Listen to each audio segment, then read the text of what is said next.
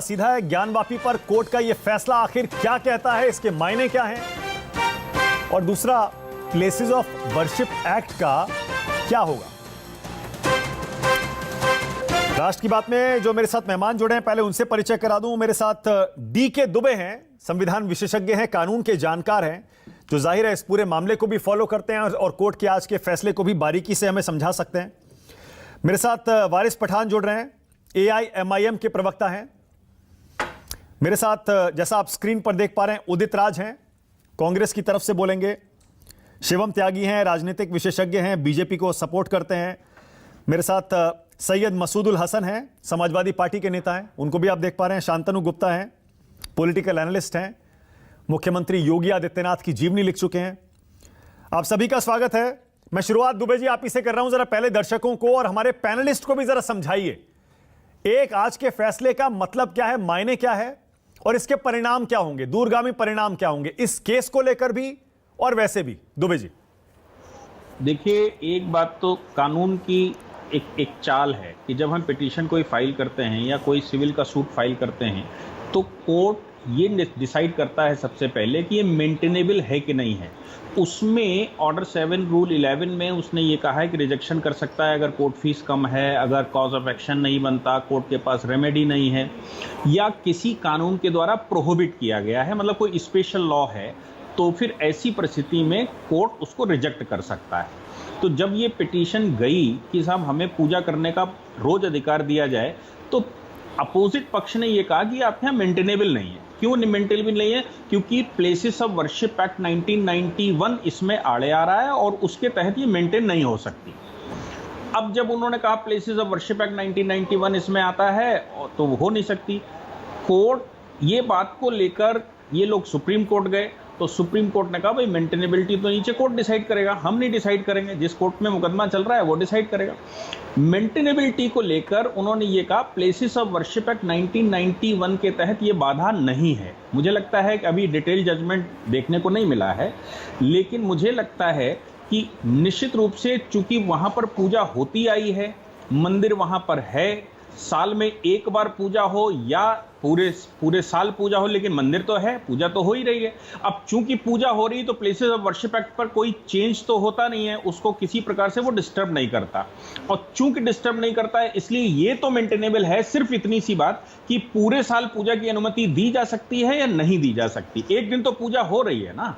तो इस बात को लेकर कोर्ट ने कहा कि ये प्लेसेस ऑफ वर्शिप एक्ट के तहत ये रिजेक्ट किया जाता है, मतलब उसके तहत ये प्रोहिबिटेड नहीं।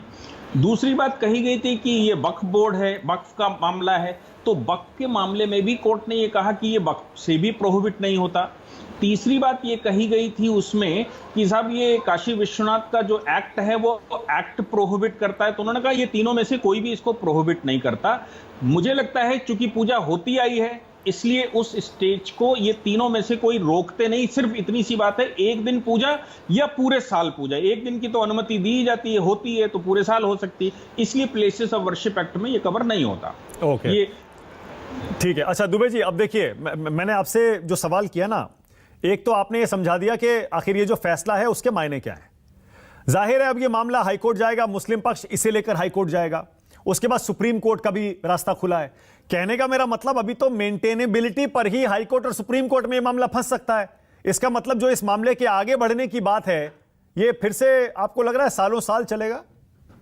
देखिए, एक बात तो सिविल के सूट में खासतौर से ये रहता है कि नीचे कोई एप्लीकेशन अगर डिसाइड हो गई है और पार्टी एग्रीव्ड है तो उसके रिवीजन में वो जाती है। चूंकि ये फैसला नहीं है, ये एक ऑर्डर, रिजेक्शन का ऑर्डर है, इसलिए अपील इस पे मेंटेनेबल नहीं होती, रिवीजन इस पर जाएगा। रिवीजन और अपील सुने एक ही से जाते हैं, टर्मिनोलॉजी अलग अलग है।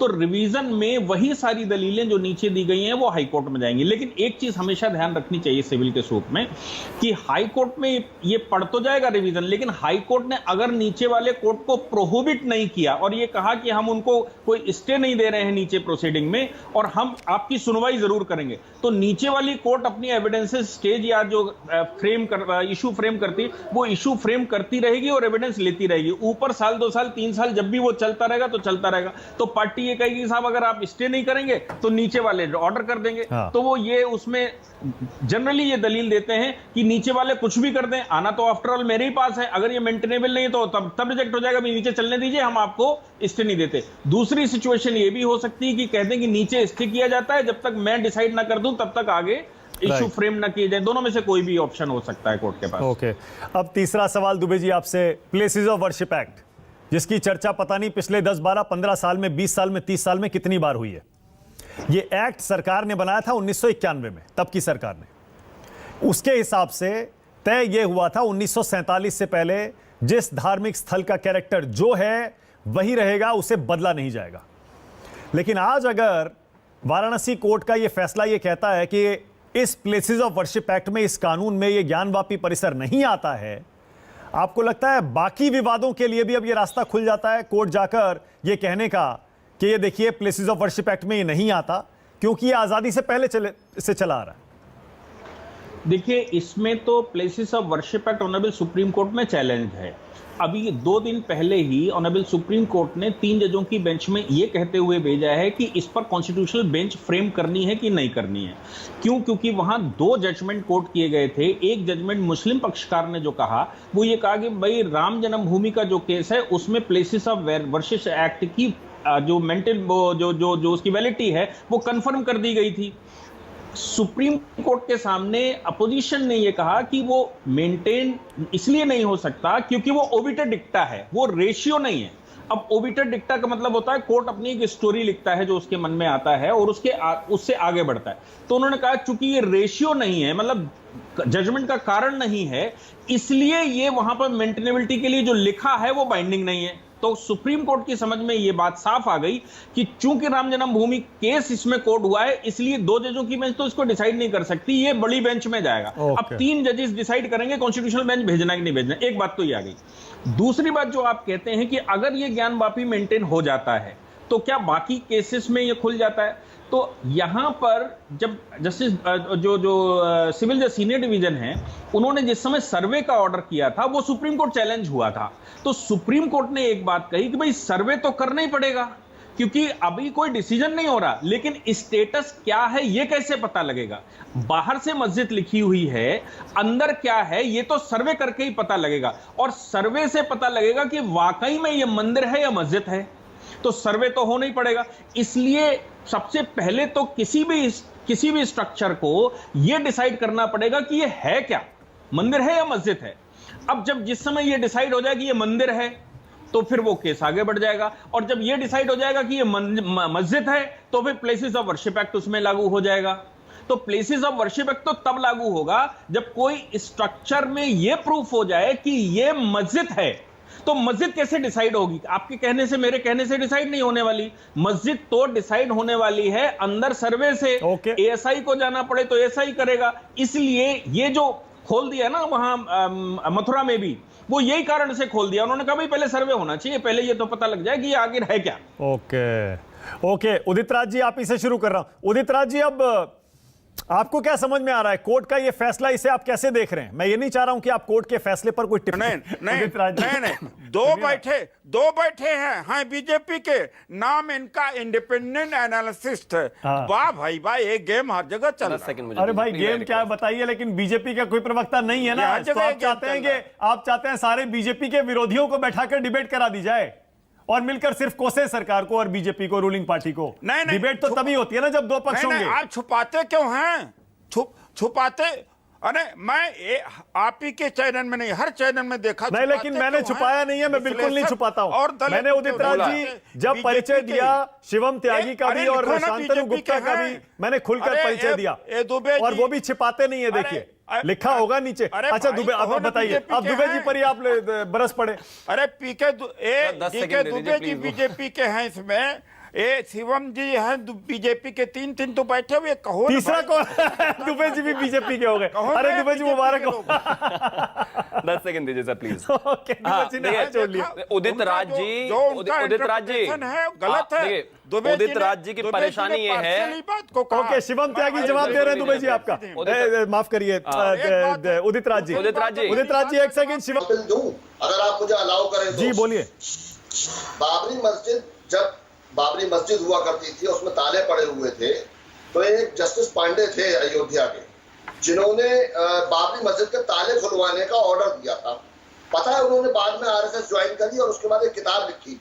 उस किताब में उन्होंने लिखा कि मेरे घर के जजमेंट देने जा रहा था तालों के ऊपर, तो मेरे घर की छत पे एक बंदर आके बैठा और मुझे ऐसा लगा कि हनुमान जी उस रूप में मुझे आए हैं और मुझसे ये कहने आए हैं कि रामलला के मंदिर के दरवाजे और उसके ताले खोलो। ओके, तो ऑल राइट, जजेस ओके, के ऑल राइट, ऊपर ओके, इसलिए ओके, रुकिए ना एक सेकंड। हाँ। क्योंकि हमने इतिहास शांतनु में गुप्ता। देखा है कि इस तरह के जजेस हुए ओके, हैं। शांतनु। जो डीके दुबे जी ने कहा उसमें एक छोटा सी बात और ऐड करना चाहूंगा। जो प्ली थी, जो आज की प्ली नहीं, उसके पहले की प्ली थी ज्ञानवापी केस में, वो थी कि 5 औरतों ने कहा, जाके महिलाओं ने कहा कि हमें श्रृंगार गौरी की डेली प्रतिदिन पूजा करनी दी जाए। और 1992 में जब बाबरी में जो विवादित ढांचा था उसके टूटने से पहले डेली की परमिशन थी। मुलायम सिंह यादव ने बल्कि पहली बार प्लेसेस ऑफ वर्शिप एक्ट के अगेंस्ट में जाए करा, जो पहले से परंपरा चली आ रही थी, जो 1947 से डेली पूजा की परंपरा चली आ रही थी, उसे मुलायम सिंह यादव ने तोड़ दिया और कहा कि पूजा एक ही दिन होगी, वो चौथा दिन होता है शायद चैत्र नवरात्र का, उस दिन होगी। तो प्लेसेस ऑफ वर्शिप एक्ट तो मुलायम सिंह यादव ने तोड़ा था, बल्कि अब तो कह रहे हैं भाई आप मेंटेन कर दो, जो पहले से चला रहा है उस परंपरा को कर दो। अभी उसमें मंदिर बनेगा ऐसा कोई नहीं है। हाँ, उसमें जब जांच हुई तो मुझे दुबे जी को एक मौका देना पड़ेगा, क्योंकि दुबे जी आपको भी बीजेपी प्रवक्ता बना दिया आज उदित राज ने। बोलिए दुबे जी। मेरा मानना यह है कि जैसे ये सईद मकसूद साहब बोल रहे हैं, उदित राज जी बोल रहे हैं, या बाकी अभी एमआईएम के प्रवक्ता बोल रहे थे, कोर्ट में एक चीज निश्चित है कि कोई भी ऑर्डर करेगा, मानसिकता कोर्ट के उस व्यक्ति की कुछ भी हो, उसको रेशियो लिखना ही पड़ेगा, रीजंस ऑफ जजमेंट लिखना ही पड़ेगा। बिना रीजन के कोई जजमेंट किया ही नहीं जा सकता।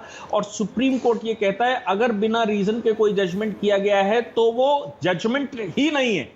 तो अब बात ये आती है कि वो पांडे जी की मानसिकता क्या थी या जज साहब की क्या थी, वो परे रख दीजिए, लेकिन जब मेरे पास टाइम खत्म हो गया। ऑलराइट, मेरे पास टाइम खत्म हो गया। तो यही मतलब टाइम खत्म हो गया। देखिए, हमारा मकसद लड़ाना नहीं था। आज का जो कोर्ट का फैसला है उसको समझाना था, उसके मायने, उसके परिणाम क्या होंगे और सारे पक्षों की उस पर राय क्या है, सिर्फ इतना। फैसला आपको करना है। बहुत धन्यवाद।